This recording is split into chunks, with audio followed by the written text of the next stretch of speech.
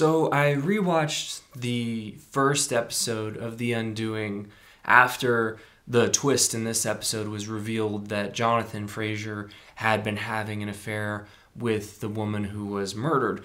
And I have to say, it was pretty obvious in retrospect. You see all these scenes at the party in particular where all Grace's friends think that the woman is trying to look at her. And it's possible that she was, because as this episode reveals, it seems as though she might have been a little bit obsessed with her due to the fact that she was having an affair with Jonathan.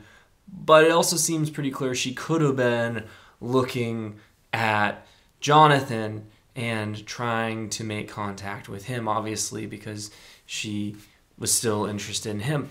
And watching all these scenes again, it was interesting to see that the twist, if you didn't guess it, was hiding there in plain sight. And I'm interested to know how many of you figured this out pretty quickly, because it seemed really obvious to me in hindsight, but I didn't figure it out just watching the first episode. And maybe it's because I didn't spend enough time analyzing it. Maybe if I had really paid attention and really thought about it for a while, I could have come to this conclusion, because it really was the most obvious explanation for a lot of events in the first episode. Like, why are the detectives so interested in Jonathan? And if you watched Hugh Grant's performance at the party, there were a lot of indications that he was feeling concerned about something and trying to put on a lighthearted air to cover up his guilt and his concern.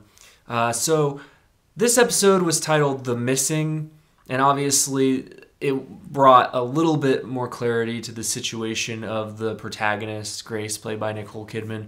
But it was a pretty slowly paced episode. There was some repetitive narrative space in the middle of the episode. There were scenes where I felt that they hit the same beats in a redundant fashion.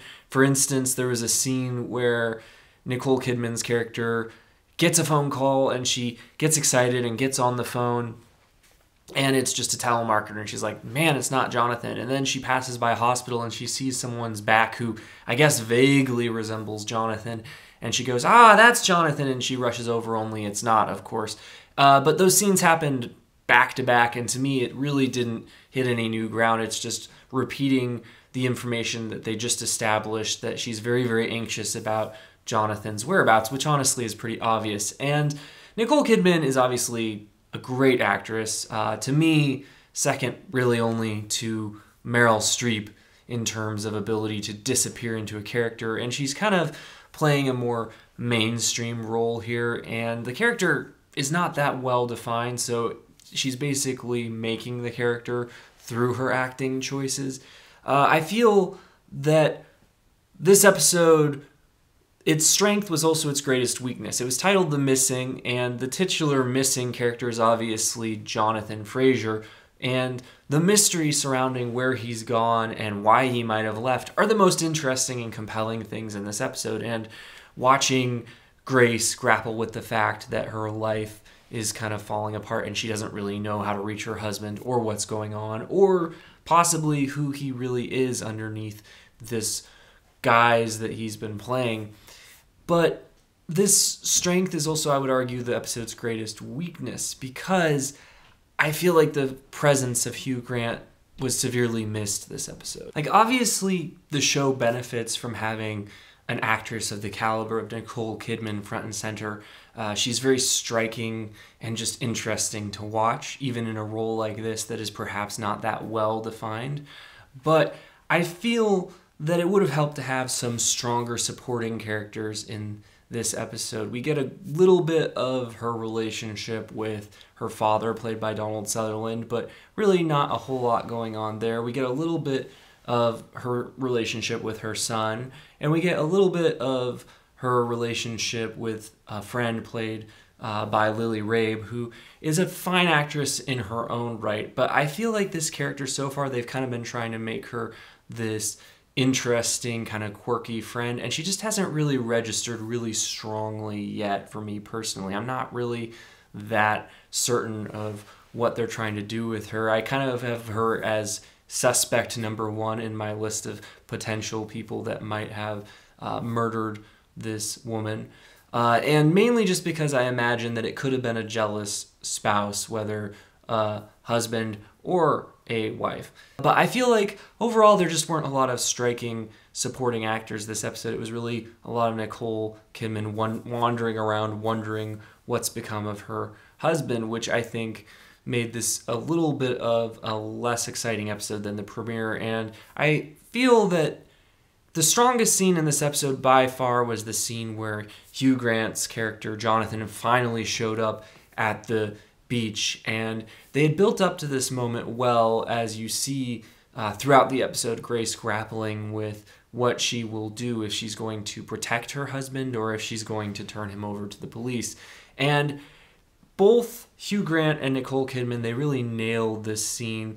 I do feel that Jonathan Fraser is not that interesting of a character if he didn't actually murder this woman, because basically it just means that he's a philandering husband who has deceived his wife, which, you know, other than the typical Hugh Grant charisma and charm and the ability to just kind of wring as much emotion out of this scene as possible, there's not a whole lot to this character. Like, what else are we going to find out about him if he didn't actually murder this woman, if he doesn't have darker depths even than we've seen so far? But I tend to suspect he probably didn't kill her, which means he's not all that interesting. But Nicole Kidman's acting during this scene as she got on the phone, I mean, it's, you know, not surprising that she's a great actress and that she nailed this scene. I do feel like she's kind of been left out a little bit to dry with this show, though, because she's kind of being asked to do a lot of Lifetime movie type scenes. I felt like the scene in particular where she was at the beach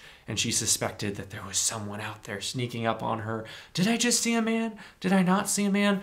Like, that just felt very Lifetime movie to me, and I'm not the only one noticing this. I did like what they did with Edgar Ramirez's character this episode. I liked how they started off the episode where it's very obvious to the audience that he suspects that Grace is hiding information from him, and that he is slowly but surely pulling his gloves off to kind of try and provoke a reaction from her. And I feel like the tension in this scene as the audience is kind of picking up on what's going on, even as Grace isn't. And even her father, played by Donald Sutherland, seems to be picking up on the fact that her husband seems to be a prime suspect before she does.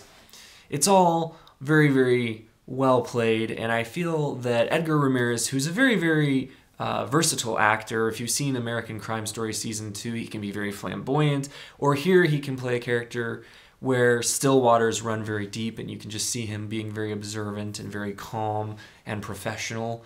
I feel like he's a very good casting choice. I hope they use him well throughout the season, and he doesn't end up just doing what he did in this episode. I hope that his relationship with Grace continues to develop. I felt like the scene where she came back to her house and he tried to pacify her as they were taking things to aid in the investigation. I felt like in that scene there were signs that his professionalism is starting to slip a little, and he's starting to sympathize with her and starting to have a sense that she's been telling the truth and that she could be a victim in all this. So I think that if that relationship continues to develop, I'm very much interested to see that. I think that there's a lot that they could do with this character if they want to. So those are my thoughts for what they're worth. Thanks for watching this review.